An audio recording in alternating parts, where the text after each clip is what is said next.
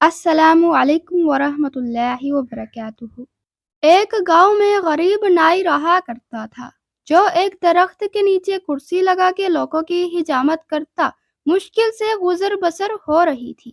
اس کے پاس رہنے کو نہ گھر تھا، نہ بیوی تھی اور نہ ہی بچے تھے۔ صرف ایک چادر اور ایک تکیہ اس کی ملکیت تھی۔ جب رات ہوتی تو وہ ایک بند سکول کے باہر چادر بچھاتا، تکیہ رکھتا اور سو جاتا۔ ایک دن صبح کے وقت گاؤں میں سیلاب آ گیا۔ اس کی آنکھ کھلی تو ہر طرف شور و غل تھا۔ وہ اٹھا اور سکول کے ساتھ بنی ٹینکی پر چڑھ گیا۔ چادر بچھائی، دیوار کے ساتھ تکیہ لگایا اور لیٹ کے لوگوں کو دیکھنے لگا۔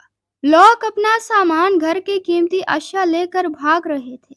کوئی نقدی لے کر بھاگ رہا ہے، کوئی زیور، کوئی بکریاں، تو کوئی کچھ قیمتی اشیاء لے کر بھاگ رہا ہے۔ اسی دوران ایک شخص بھاگتا آ رہا تھا۔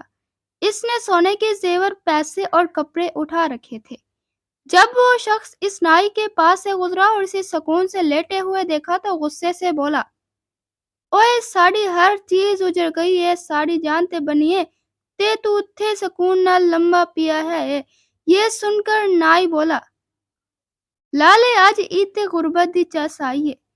جب میں نے یہ کہانی سنی تو ہنس پڑا، مگر پھر ایک خیال آیا کہ شاید روز محشر کا منظر بھی کچھ ایسا ہی ہوگا۔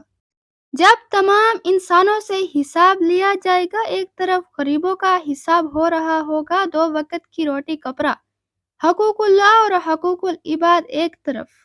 امیروں کا حساب ہو رہا ہوگا، پلازے، دکانیں، فیکٹریاں، گاڑی، بنگلے، سونا اور زیورات، ملازم، پیسہ، حلال، حرام، عیش و آرام، زکوٰۃ، حقوق اللہ، حقوق العباد۔ حقوق العباد اتنی چیزوں کا حساب کتاب دیتے ہوئے پسینے سے شرابور اور خوف سے تھر تھر کانپ رہے ہوں گے۔ تب شاید اسی نائی کی طرح غریب ان امیروں کو دیکھ رہے ہوں گے۔ چہرے پر ایک عجیب سا سکون، اور شاید دل ہی دل میں کہہ رہے ہوں گے، آج ایتے غربت دی چس آئی ہے۔ اللہ تعالیٰ سے دعا ہے کہ ہمیں ہر نعمت کا شکر ادا کرنے کی اور اللہ کی رضا کے مطابق استعمال اور تقسیم کرنے کی توفیق عطا فرمائے، آمین۔ ویڈیو اچھی لگی ہو تو اسے دوسروں کے ساتھ شیئر کر دیں۔